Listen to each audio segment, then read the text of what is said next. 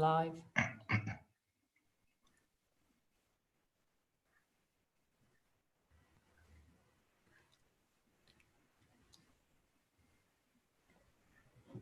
Okay, go on live. Helo, diolch am ymuno â ni ar gyfer y drafodaeth bwysig hon am dyfodol ffermio yn Cymru heddiw. Hello, I'm Arfon Williams from the RSPB, and today I'm joined by Chris Clark of Nethergill Associates and Gethin Owen, who farms in North Wales, and also a member of the Nature Friendly Farming Network.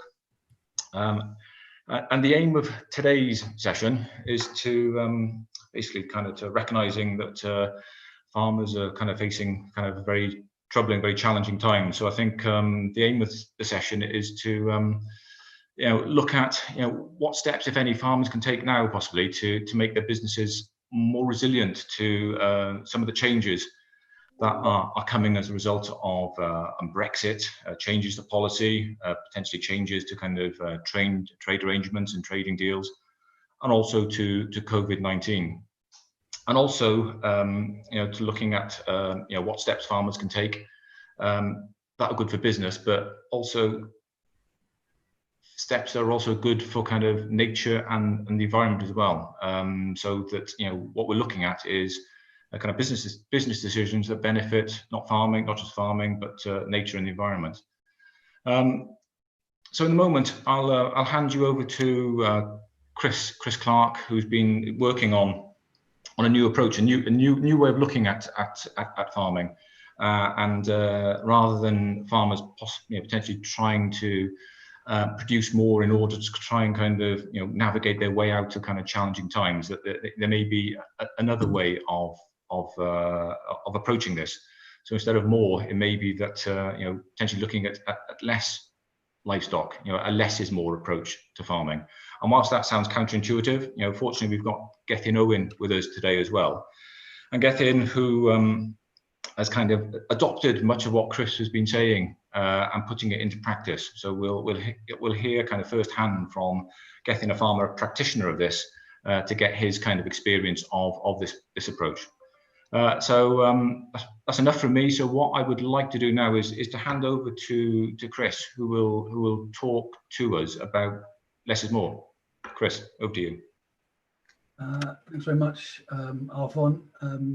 My background is that I went to agricultural college, and after that I ended up milking in Pembrokeshire, where I learnt a lot. And then I became a farm manager, then a farm tenant, and then I ran a farming and meat business near London. And then I retrained in business management and marketing and bought a farm in the Yorkshire Dales. And when I was in the Yorkshire Dales, I was asked to look at the possibility of helping farmers move from where they are now to prepare for Brexit and a reduction in support-based systems. And so what I'm going to do you want me to carry on and go through the whole thing now, Arvon? Yes, please, Chris. Yeah, if you can, I think if you can go through your approach, and we'll listen to what you've got to say, and then we'll pick up the conversation with Gethin afterwards. Fine. So at the back end of last year, 2019, a report that I worked on with two others, Less is More, was published. And what I want to do today is to go through the findings of that report with you. I am not going to spend a lot of time going through farm accounts. What I am going to do is spend some time going through the principles of what we've found. And what we found was surprising to me. I'd been to agricultural college and been educated in agriculture in a particular way, particularly on farm management. And what we found was counterintuitive, against the received wisdom, and against everything that I believed in. So when we went out onto these farms, 40 plus farms for about 12 months, ending in about this time last year, what we found was completely surprising to me. So what you're going to hear today is an understanding of farm economics and in a way that you will not have heard before and will be challenged by you and by others. The less is more. What we're trying to achieve is to keep farms resilient, robust, viable, even profitable. And to do that, you need to balance the needs of food, farming, and nature. And here we go. My transition is not happening. There we go. Right. And so for me, the primary mission of farming is the delivery of food produce for the marketplace. Now, I emphasize the word food. I am less keen on farms producing energy products. I am a great believer in farms producing food, but to do that, the farms have to do it profitably. And it doesn't matter what government stats or any other stats that you look at, there are indications that farming without support is not profitable. It's entirely dependent on support. And what I'm going to show you is that farms can be more resilient, more viable, even with a reduction in support. We're also going to have to understand as we go forward that there's going to be a trade-off between driving a farm commercially, the social benefits that accrue from that sort of profitability and social benefits. There is a stress placed on the environment when we go down this route. And I don't think that stress has been fully understood, and I hope to cover that with you this afternoon. And the reason that that there is this trade-off is that we as farmers are given pro bono, gratis, free of charge. We're given natural assets. And although those natural assets are limited in the form of grazing, fertility, rainfall, whatever it is, they are free. They cost us nothing. And so if we are to do nothing, things still grow. So understanding that we have within our farm business, which doesn't currently appear on our balance sheet, a natural asset is really, really important. And that natural asset is free. And because that natural asset is free, we need to be, in my view, treating nature as a stakeholder, as a shareholder, and we'll cover that in a bit more detail. So, as I said, we have looked at over 40 farms between finishing the back end of last year, and I'm now working on 3 or 4 other projects, and we're going to look at another 25 to 30 farms before the end of this year. Now, the 40 farms we looked at was all about the profit and loss account.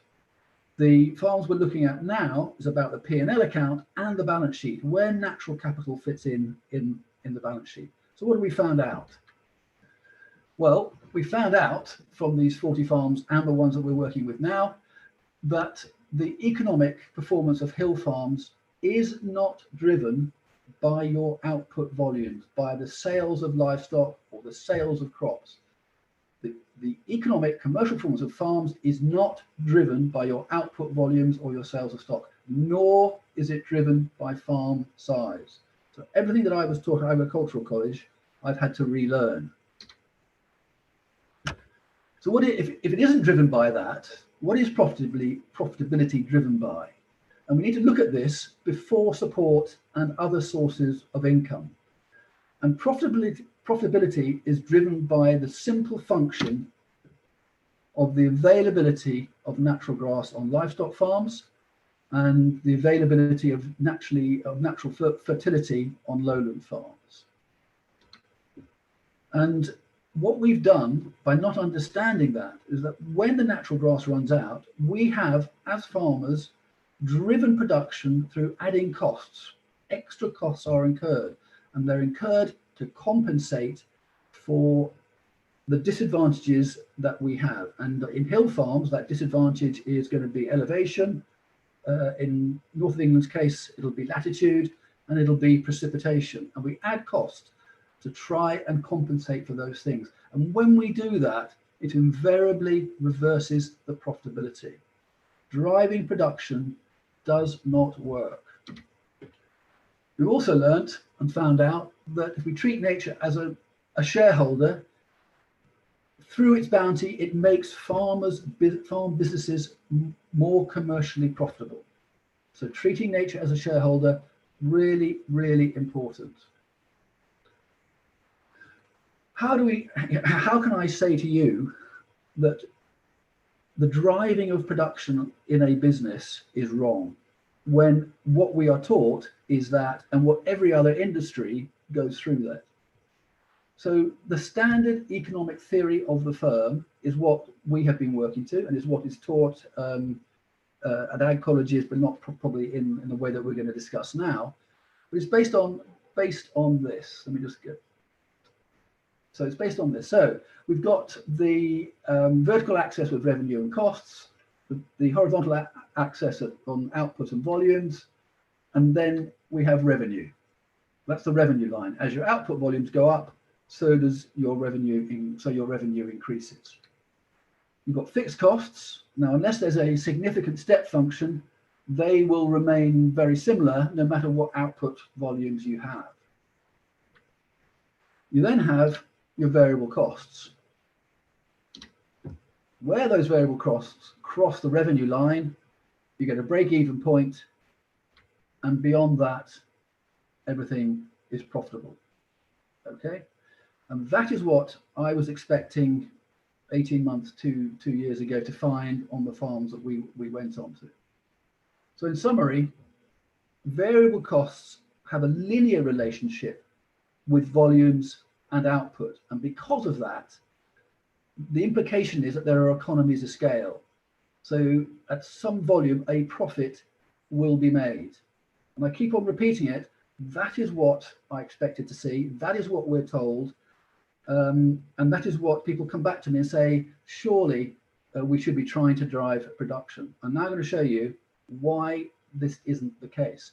So instead of having the standard economic theory of the firm, we have the realities of economic theory on the farm. So you've got the same axes, output and revenue and costs, the same revenue line, same fixed costs, but only half the variable cost line. The rest of the variable cost line I've shaded and dashed, hyphenated, if you like. Why have I done that? I've done that because what we actually found happened was that. So what we can see is that between here and there, where I've got PVCs, those we've called productive variable costs. The variable costs between those two red lines are the variable costs associated only with the naturally available grass. So we have a break-even point. So at this inflection point, where we are at our most profitable as a farm business, because we believe that production is king, we then add costs: fertilizer, purchase concentrates, some additional variable veterinary costs, overwintering, etc. And these we've termed corrective variable costs. Okay, so there's the break-even point at X there, and what we're finding is at Y there's a breakback point there, and almost, I think 95%, 99% of farms, of hill farms, are in this area here. They've been through this profitable stage, added cost, and found themselves losing money. Now remember that this is all before support, okay? I haven't included any of the support in this at this moment. I'll show you a chart with support in a minute. So at that point, where that black dotted line is, that's the point at where the farm is making the most money, the most profit. Okay, it also is the point where natural capital is at its most as well. There is a inextricable link between that inflection point between farm business and farm natural capital, and we call that MSO, maximum sustainable output, MSO. So in summary, instead of being linear, the variable costs in farm businesses are non-linear, okay? And this completely destroys the phenomenon of the economies of scale. Your profitability deteriorates as you drive production on farm. And I completely understand that this is counterintuitive, against received wisdom, against everything you've been told, against everything that government organizations, farmers unions think, but this is what we're finding. And we've now seen 40 plus farms with another 20, 30 coming up at the back end of this year. And every single one is exhibiting the same characteristics. So this is not a majority, it's everybody, it's unanimous. So at this point here, this is where the most margin is made, and it is also the point at which natural capital benefits. Now, if we're also finding that NGOs, RSPB, National Trust, Wildlife Trusts, are asking for a particular species or habitat, and that drives the farm MSO this direction, then that is going to cost the farm more money. Now, it could be that society wants that habitat or that species, but there is a way of calculating the cost to the farmer for doing that. And what I'm finding is that we're going down this cover-based approach, but there's no relationship between wanting orchids or waders or anything else. There's no relationship to the business side of the farm. Similarly, if you have a farm below MSO down here, and we've got one of those where the requirement for the stocking rate is low because of grouse shooting, then we can calculate for the tenant what the cost is for having his stocking rate below the MSO. So, and I repeat again, I know this may sound counterintuitive, but every single farm business are exhibiting these characteristics, every single business. So here's one chart. This is only one farm.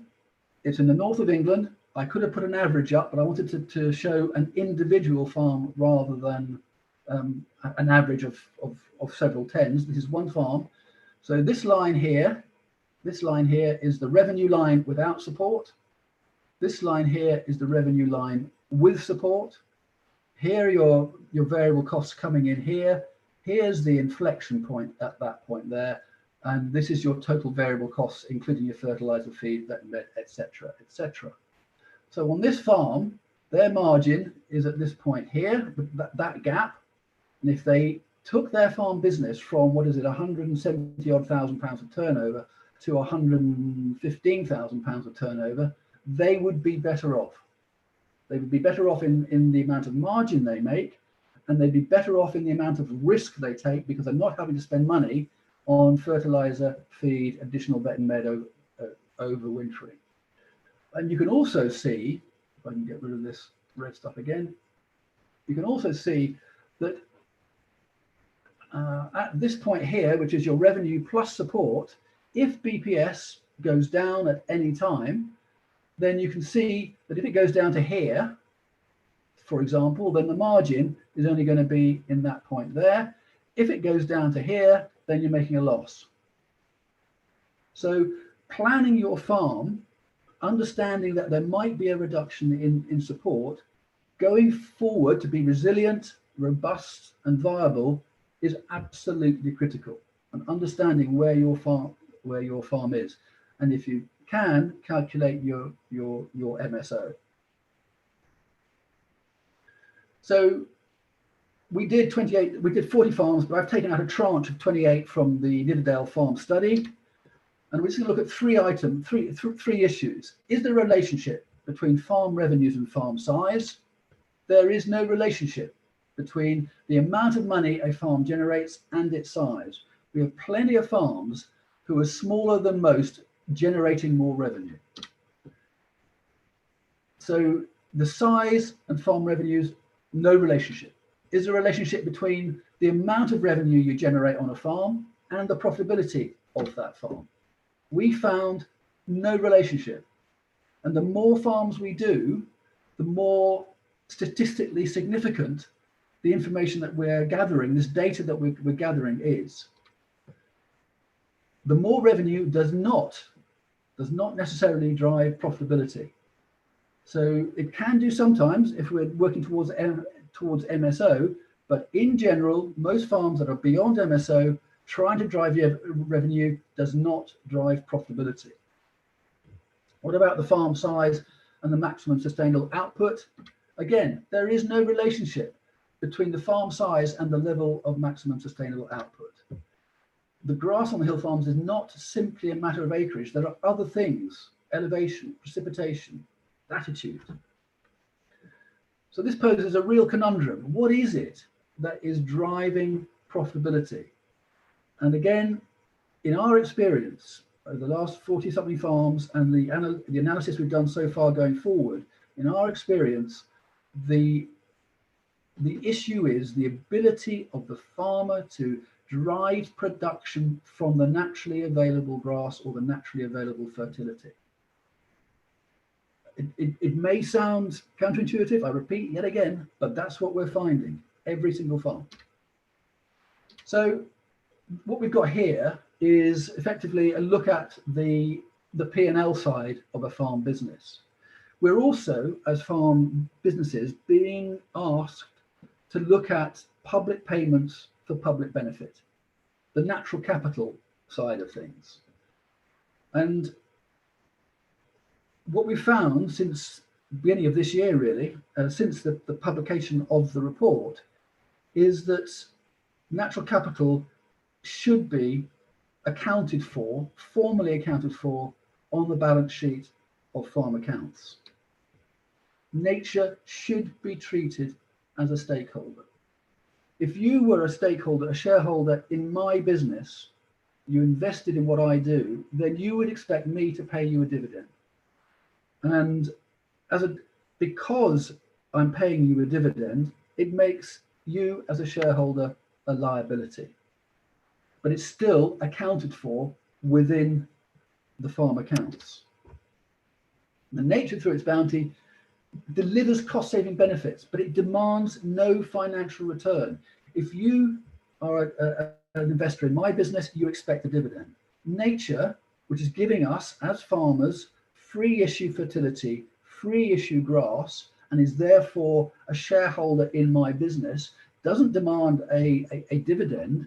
But what we should be doing, what it should be behoven on us to do, is not to decapitalize the asset that we are being given. I hope that's making sense. So, and because of that asset, we get bounty, and it makes us more, as farmers, more commercially profitable. And we've also found, more recently than January, how to value natural capital. There are three types, in our view, of natural capital. Real natural capital, RNC. An example of that would be a newly planted woodland where you have attracted carbon offsets. And carbon offsets for tree planting has had a lot of research. There's a lot of work being done. We know exactly what we're going to get, and we can say our revenue, if we plant this number of trees and this type of trees at this planting rate, is going to be X or Y. So real natural capital is something tangible, and it will go into your P&L account and be taxable. Imputed natural capital, INC. So environmental payments made on the premise that the objectives are for the protection of natural assets. So what you might say is that any farm that has an environmental stewardship scheme, that is an imputed natural capital. The downside of that is that INC might only be part 10% of a farm, or some farms might not have any environmental stewardship. So there's a problem with that.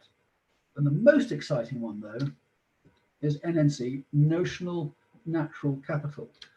And here, using the MSO that we discussed earlier, we can calculate the excess cost of replacements, bought in hay, purchase concentrates, etc., and do a notional natural capital cost, a cost of replacement calculation.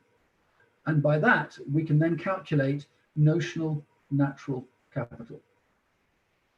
So you have these three things. And of course, what these are doing is calculating natural capital in a different way to the way that a natural cover approach would do it.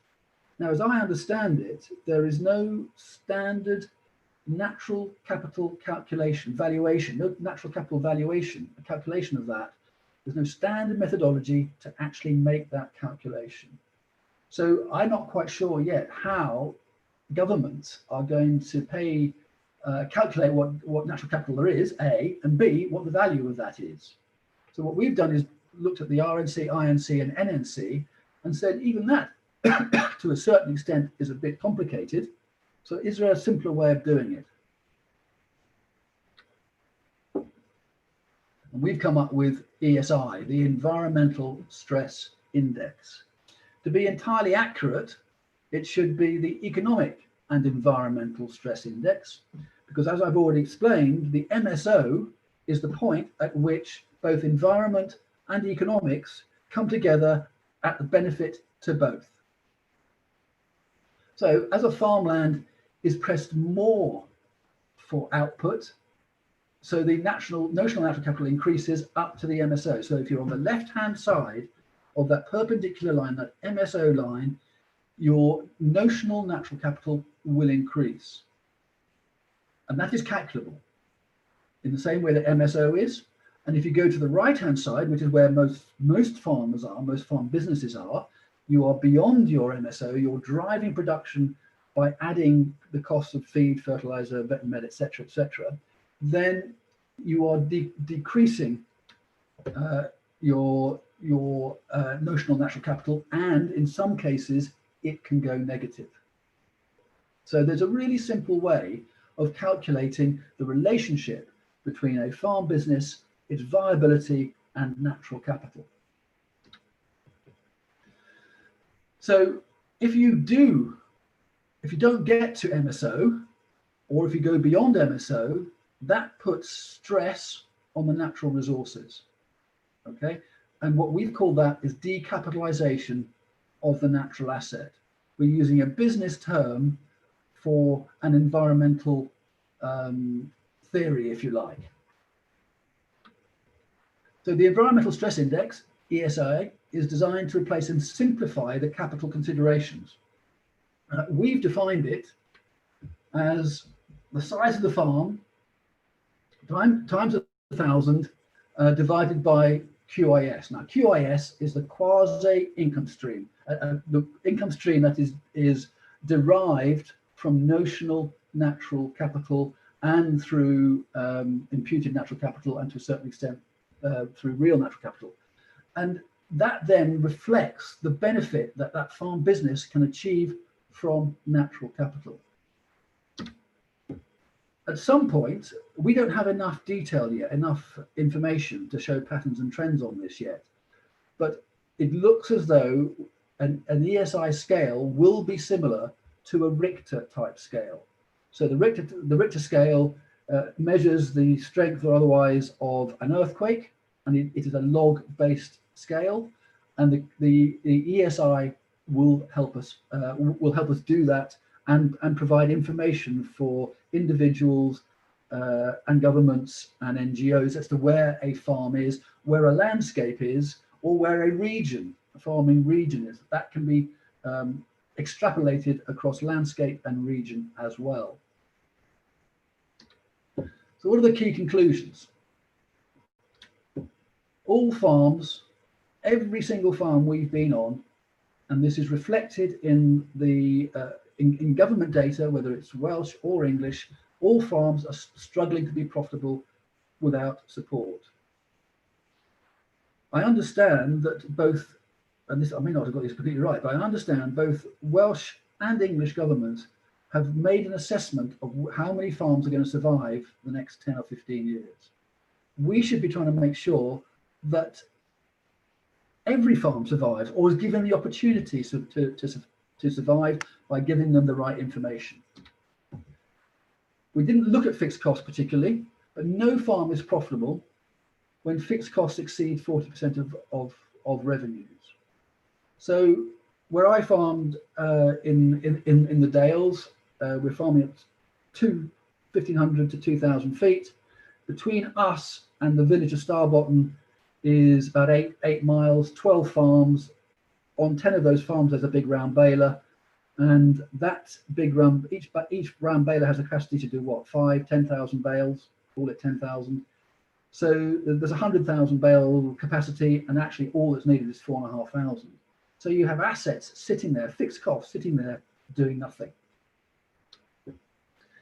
Key conclusions: there's no relationship between farm revenue and farm size, farm revenue and profit.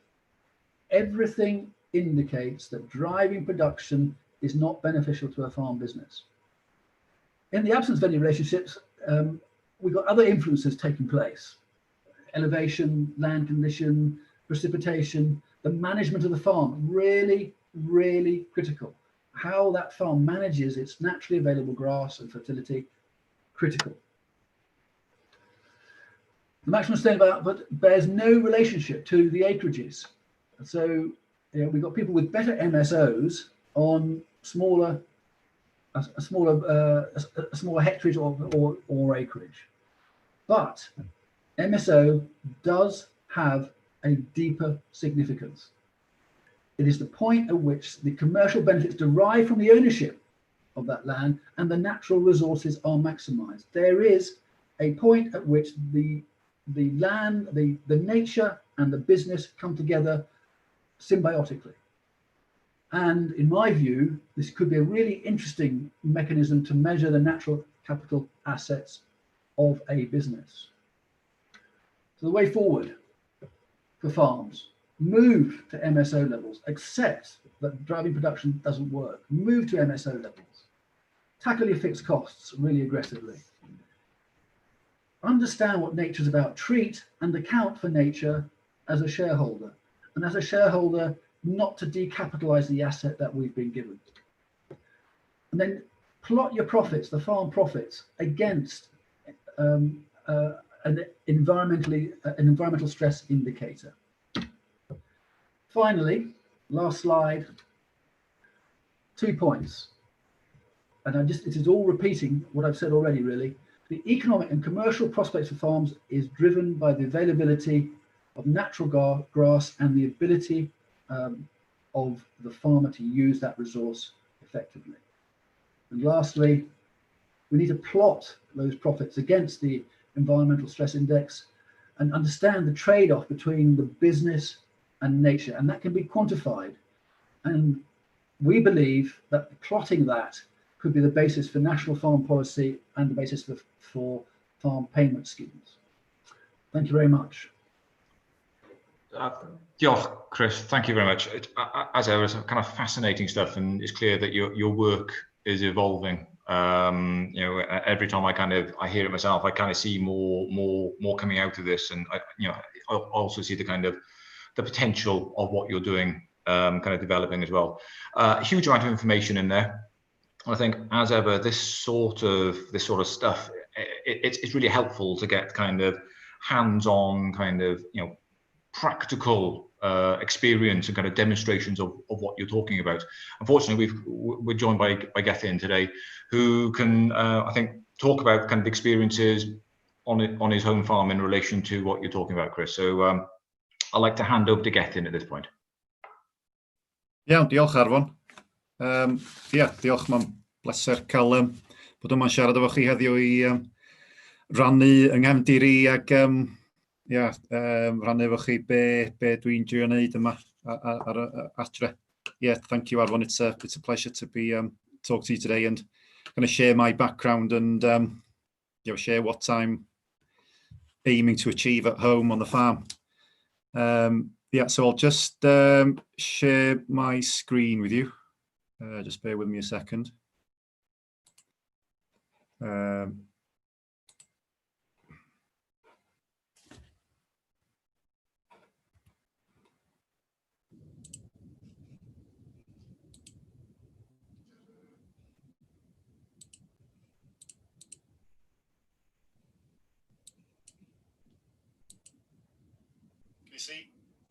Can you see that? Yeah, okay. Right, so yes, this is home. Nanterefile. We've got the village of Betters and Ross here on the top right. So basically, yeah, we're over a north-facing, fairly damp, exposed, north-facing hillside overlooking the North Wales coast. And as you can see from the picture, you know, we grow grass. We can't grow veg, and very marginal, difficult land technically. So yeah, the kind of the best thing that we do, and what we've done, you know, over the centuries is grow grass and turn that grass into red meat and dairy products. So the landscape, you know, is made up of, you know, small fields, 5-acre fields bordered by hedges. So that's kind of what I've got to work with basically. So the farm, we own 125 acres, and then about 50 acres rented on short-term lets. Yeah, basically up until 2007, 13 years ago, we were a pretty, you know, typical farm for the area. Yeah, we were running a herd of 35 suckler cows, and at the time, you know, about 550, 600 ewes, all grass, using quite a lot of fertilizer to maintain that number of stock, buying in, you know, quite a lot of feed. Overwintering costs was quite high for the sheep. Yeah, so 13 years ago, decided, you know, felt as though we're chasing numbers, not really getting anywhere. So decided to make some changes. Yeah, without knowing at the time, you know, never heard of the corrective variable cost term that Chris has mentioned earlier. Basically, what I was trying to do was to reduce the corrective variable costs of the business. So yeah, it's basically what I was trying to do was to rely more on the kind of natural bounty of the farm, what the farm could produce naturally, and be more self-sufficient, and stop lorries coming onto the yard basically delivering stuff. Because every time a lorry turned up on the yard with a load of feed, a load of fertilizer, fuel, straw, it was costing money and yeah, eroding the bottom line. So 13 years ago, yeah, we basically took 60 acres that we could cultivate, and we started growing cereals again for the first time in about 30 years. So since then, every year we've been growing about 15 acres of either spring oats or barley. Well, really the last few years it's oats, spring oats. And then also we've been growing a few acres of Swedes for finishing lambs in the winter.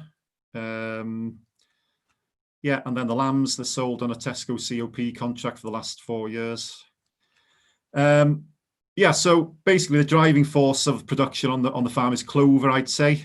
That's what's producing the nitrogen for you know, all the other crops to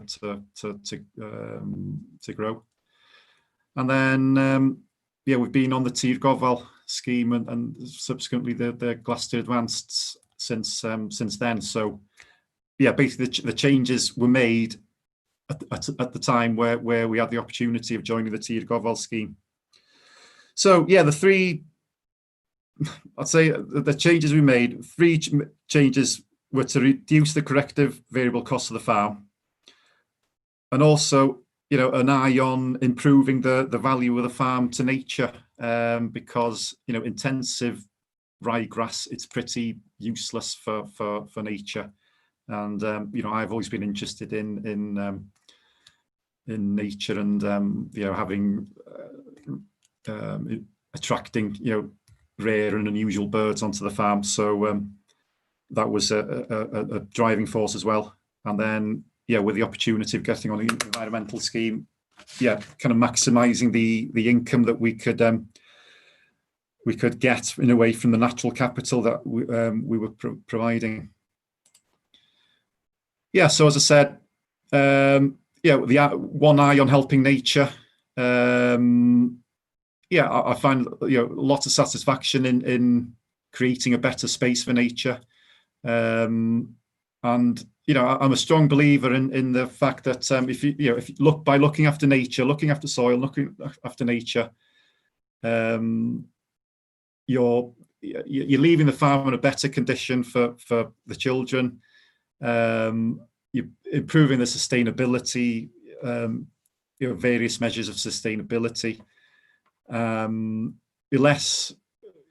You're becoming less exposed to the volatility of the climate and economy. And I'll come on to this later. Yeah, it makes financial sense as well. Yeah, so this is one of the crops grown on the farm. Well, two crops. The first being 3 healthy children, and spring oats. So so we've been growing spring oats mostly for the last we were growing kind of half and half spring barley, spring oats, but find spring oats, it's easier to grow, and it's a healthier crop for stock as well, healthier food, sorry, for stock.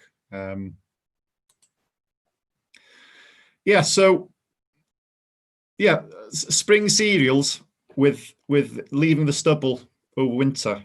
I think it's personally, I love it in terms of what it's creating in terms of habitat for nature. So on the right here, that's the growing crop, and the crop itself, it's habitat in itself for all sorts of insects and arable weeds. The base of the crop, it's full of chickweed and fat hen and red shank, and once it's harvested, the weeds, you have a bit of a flush of weeds. And then on the top left here, that's a stubble over winter, after harvest. So it's harvested in September, left until the following March, and then in that time, basically, you're creating a big bird table for seed-eating species of birds. And then on the bottom left here, because you haven't got stock in the field for basically 12 months at a time, and then you can't sow right up to the hedge, you get this tussocky, rough field margins.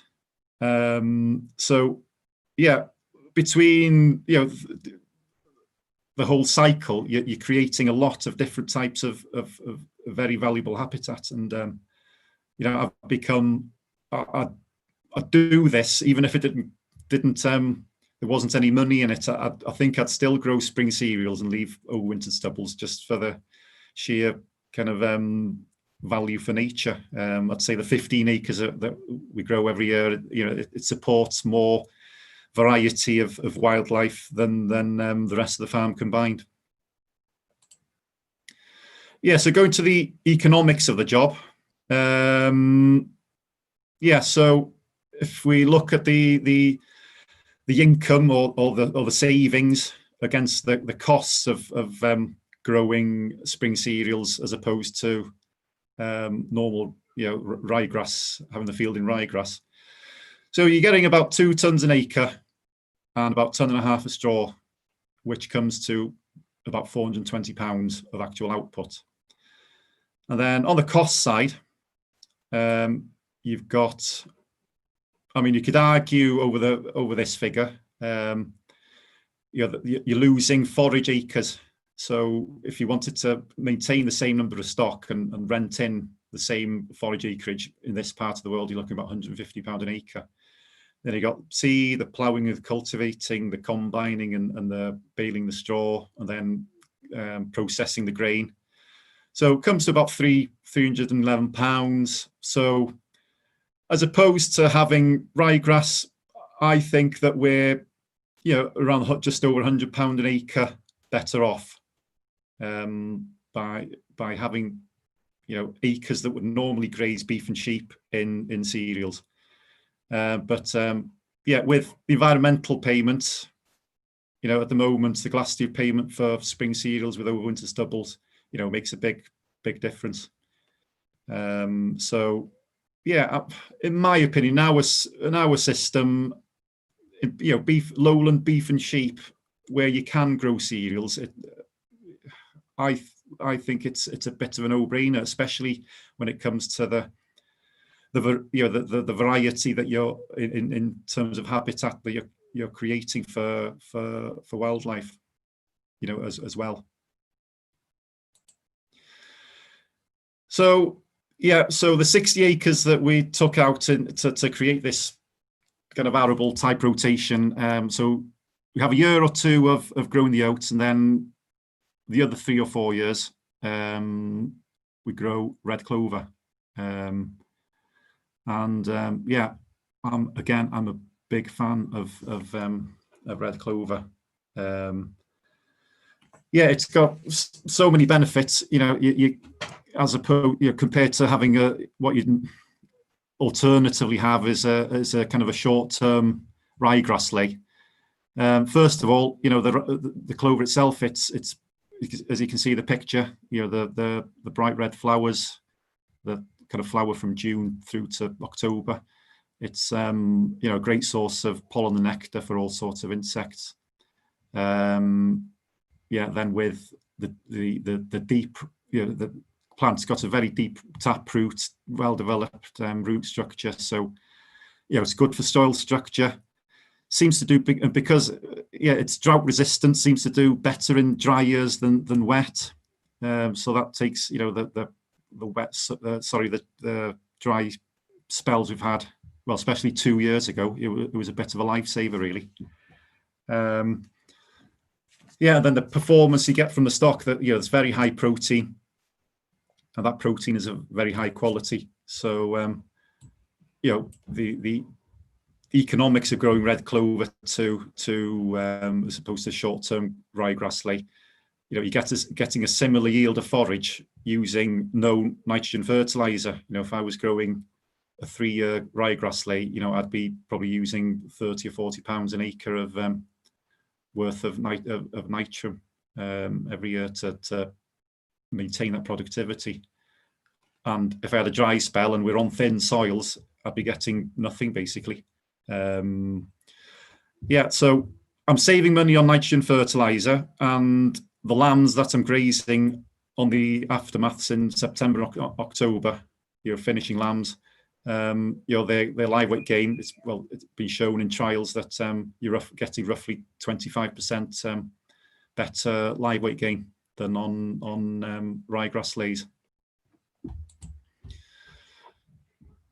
So another thing that I'm trying to do, and going back to Chris's maximum sustainable output, I think that lots of grassland farms, they could increase their maximum sustainable output by just by implementing a bit of rotational or mob grazing. With very little capital, all you need is spend a few £100s on electric fencing and maybe some watering infrastructure. And if you're currently set stocking a farm, a grassland farm, by breaking it up and rotating the grazing, you can vastly improve output with the same amount of input. And also, mob grazing, it's been shown to have a greater impact in terms of carbon sequestration and biodiversity. I think where I can, I try and do as much as I can, really, where practical. So another thing we've done on the farm. If I could just interrupt for a minute, sorry. I'm afraid the two of you have generated so much interest out there. We've got a pile of questions coming in. So if you could perhaps wrap stuff up in a couple of minutes, and then we can ask a few of the questions that are coming in the last sort of few minutes, if that's okay. Yeah. Okay. Yeah. So just to touch on, not directly related to the output of the farm, but before we went on T Gobble 13 years ago, the hedges on the farm, pretty awful state. So over the years, we've just been going around the farm, double fencing, coppicing, and replanting. and yeah, it's made the farm, a far nicer place for wildlife, and in terms of shelter that you get for the crops and the livestock, hedges are a very kind of undervalued asset on the farm, I think. So yeah, there we go. Thank you. Diolch yn fawr. Brilliant. Diolch yn fawr, Gethin. Sorry if I'd have known you were about to wrap up, I'd never have butted in with a minute ago. Apologies for that. No, it's fine. But as I say, there's an awful lot of questions coming in. It's generating kind of a lot of interest on the chat bar out there. So thank you to both of you. A huge amount of useful information there. As I say, lots of questions coming in. And if I can perhaps start with a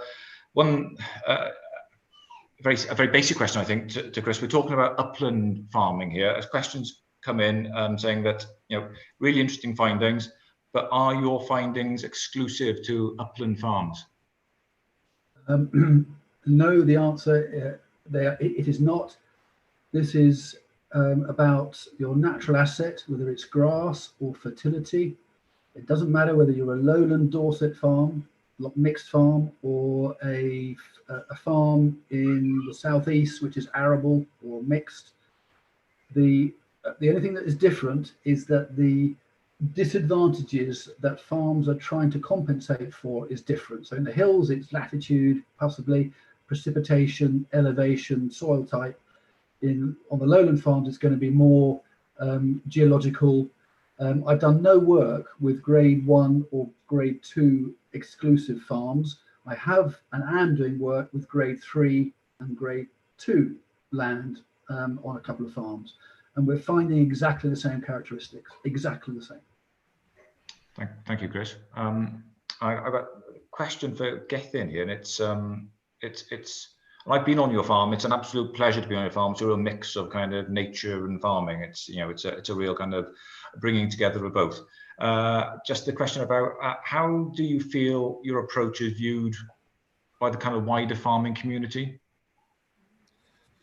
Yeah, I don't.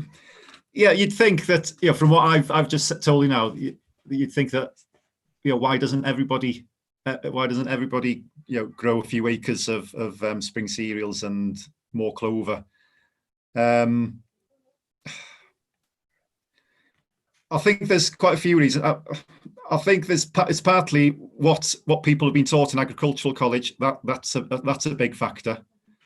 And when you think about it, there's a lot of marketing clout that the fertilizer and feed industry has a lot of marketing clout to kind of influence.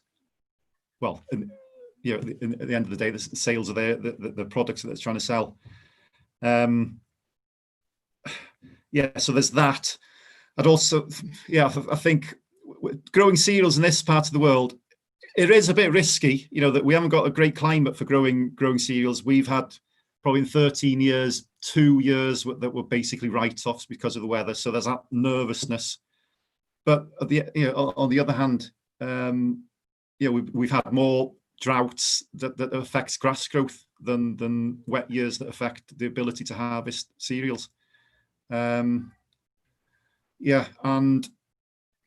don't know. I think it's a lot of we're getting the single farm. We've been getting the single farm payments over the years, which has just allowed us to carry on what we've been doing for the last 30, 40 years, and there hasn't been the kind of the desire or the to kind of change possibly. Okay, yeah, thank you for that. And perhaps a related question to yourself, Chris, but perhaps more of a kind of a one-to-one reaction maybe. You said you work with quite a number of farmers now, in England and Wales. Somebody's asked, how have farmers reacted to your findings? Do they take your advice on board, or is there a kind of resistance to change? It must come as a real shock to farmers to actually sit down with you around the kitchen table and to hear some of the things that you say. You're absolutely right. And so I will quite often sit at a kitchen table with And I try and get the whole family there if that needs to be. So husband and wife, next generation, if they're involved in the farm, I try and get them all there to go through this. And we do sometimes have tears, but that's absolutely true. And it will take that farm business more than a short period of time to come to grips with this concept. So farms that I worked on this time last year, or maybe 18 months ago, have really only just begun to get to grips with it, because it is such a fundamental change. And I would add one other thing to what Gethin just said, that what I find, and I don't think very many people will have gone through what I've gone through, which is, by the end of this year, I'll have sat round 80 kitchen tables and done analysis on 80 farm accounts or thereabouts. And not only have we done analysis on the farm accounts, we've understood how these farms are going. We've asked for personal financial information. How are these farms operating if they're in such dire straits and they're using pension funds, they're using private money, etc., etc. But the big pressure that we're finding is the peer pressure from auction marts. Farming is such a lonely, isolated business that you need to have that social aspect of going to the auction mart, but actually reacting or operating against the herd, against the flock, is very difficult. I'd agree. Thank you, Chris. I guess there's a follow-up question there. I mean, having received your information or kind of developed an understanding of the costs of a farm, what help do the farmers then need to move forward from that? I mean, it's challenging enough. It would be challenging enough at any time, hugely so at the moment, with the massive uncertainty around Brexit and future policy and trade deals. It's probably the most uncertain time that farming and farmers have faced in generations. It is, and it's a real problem. But farm businesses that address this issue now and come to terms with the reduction in whatever form of BPS, whether it's 10%, 50%, is really, really critical. And it will take a farm business. Farming is not a turnaround tomorrow business. You have to spend 2 to 3 years before you get to the position where you want to be. And we would never recommend going to MSO in 1 year. We recommend going to MSO over a 2 or 3 or 4 year period. And so, but once you do that, you're much more resilient if the BPS is reduced and not replaced. So, in the way of further help and advice, I have been contracted to work with farms over more than 1 or 2 meetings. If you can do that, the metaphorical arm around the shoulder, really, really important to have that support there, because this is such a crucial thing. We cannot afford to let our farmers fail, because they are the fundamental asset that we have in our countryside. And if we don't give them the knowledge to help them succeed, then we're failing in our duty in some way or another.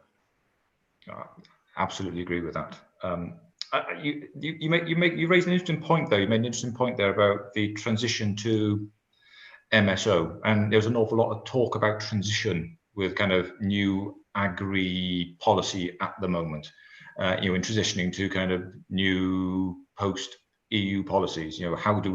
How do we do it is as important as what we're getting to. So a question to yourself, Gethin, I think, on kind of future policy and what are the implications of kind of Chris's findings for future agri support, do you think? I think you may have touched on some of them, but can you elaborate on that? Yeah, well, first and foremost, as Chris has alluded to, in future we've known for years really, that we're going to come to a point where there's not going to be a BPS. There's not going to be, we're not going to be, farmers aren't going to be receiving a payment every year, really, just for the pure fact that they're farming. And as Chris's graph has shown, by taking that the income income out of the business, all of a sudden, kind of the vast majority of, well, especially beef and upland beef and sheep farms, They're going to be in loss, well and truly in loss-making territory without the BPS. And then another thing, I think, there's been a lot of talk about chlorinated chicken and hormone-treated beef coming from America, that kind of thing recently. Yeah, we've got to make sure that if we're going to have to produce food to a particular standard, environmental animal welfare standard, then we can't be expected to be able to compete with the stuff that's coming from other countries that might be produced to lower production standards. So we need to have the reassurance really that we won't be kind of penalised in a way and undercut by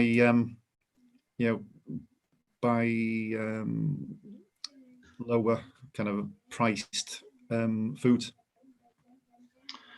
And I think that's a hugely important kind of point to make, and I think that's something where there's kind of unanimous agreement across kind of farmers, environmental organisations, conservation organisations about the importance of ensuring there's a level playing field here for Welsh farmers within the UK, but also kind of as part of future trading deals. If we want farming in Wales to be the kind of the best farming it can be, it needs to be given every chance, and that's ensuring that the kind of the standards and the rules and the schemes all work towards this and somehow don't work against farming achieving its full potential really. Unfortunately, we've reached the end of our allotted hour. There's been huge interest. We've had a good audience out there, a lot of interest, a lot of questions coming in. There's a report you've referred to a couple of times there, Chris, that you've worked on that kind of captures a lot of this information. I know, RSPB, you've got the report. Is there a link that you could put forward? Perhaps if people are interested in the report, is there a way that they can access this report? Shall I email that link to you? I just wonder if there's a way we can share it here, or if not, then presumably can they contact you at Nethergill Associates? Yeah, absolutely can. And there is a PDF along with some notes, about 10 notes on all this as well. That goes with it. That's fantastic. And I've just been told it can go onto the chat as well. So the report is out there. So all that information is available, really important information. So that's really great. So I think it only leaves me to kind of thank you both for taking part in this really interesting and kind of informative conversation at such an important time as well. This is the kind of the start of a longer conversation, I think. So diolch yn fawr to you too, and also diolch yn fawr to all of those who've taken time today to make time to watch this. So thank